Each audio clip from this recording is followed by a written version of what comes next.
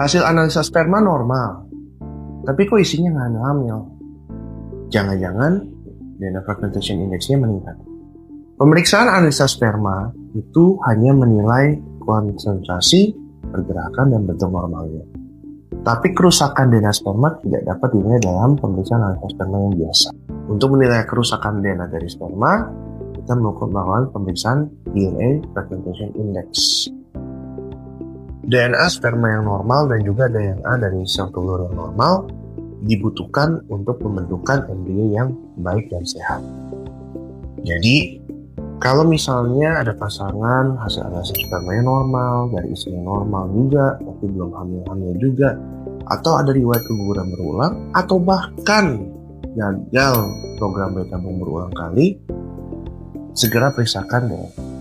That could be one of the problems yang di-overlook oleh banyak orang.